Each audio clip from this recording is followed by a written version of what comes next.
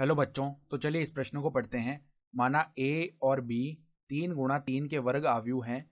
क्या A B का वर्ग बराबर ए स्क्वायर बी स्क्वायर सत्य है? कारण बताइए। तो यहाँ पे देखो, हमें सवाल में बताया गया है कि ए और बी दोनों 3 × 3 के वर्ग आव्यूह हैं। हमें बताना है कि क्या ए बी का जो वर्ग है वो ए स्क्वायर बी स्क्वायर के बराबर आएगा, ये सत्य है क्या, और कारण भी बताना है। तो प्रश्न में आगे बढ़ने से पहले इस प्रश्न से संबंधित जो मुख्य उदाहरण है उसकी हम चर्चा कर लेते हैं। तो देखो, मुख्य अवधारणा देखो क्या हो जाएगी। अगर ऐसा लिखा हो पी स्क्वायर, पी कोई आव्यूह है और उसका वर्ग किया हुआ है, तो इसका मतलब क्या है, पी इंटू पी। ठीक है, ये होता है इसका मतलब। तो अब देखो, हमें ए बी का स्क्वायर ए स्क्वायर बी स्क्वायर है, ये सत्य है या असत्य, ये बताना है। तो देखो, ए बी का स्क्वायर है, तो जिस प्रकार हम पी स्क्वायर को लिख सकते हैं पी इंटू पी, तो इसको हम ऐसे लिख सकते हैं ए बी गुणा ए बी। ठीक है, ए बी गुणा ए बी लिख सकते हैं।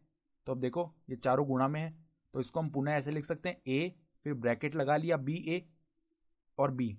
ठीक है, तो अब देखो, यदि यदि यहां पर ए बी बराबर बी ए हो, अगर ए बी बराबर बी ए है, तो देखो ए बी स्क्वायर बराबर में, यहां पर ये जो ब्रैकेट में बी है उसकी जगह हम क्या रख सकते हैं, ए बी रख सकते हैं।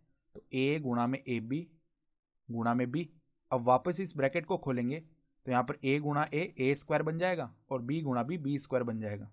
तो ए बी स्क्वायर का मान ए स्क्वायर बी स्क्वायर के बराबर कब आएगा, यदि और यदि केवल ए बी बी ए के बराबर हो तब। ठीक है, तो हम लिख सकते हैं अतः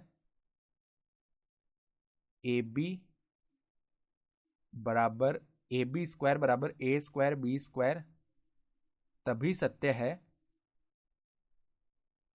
है जब ए बी बराबर बी ए हो।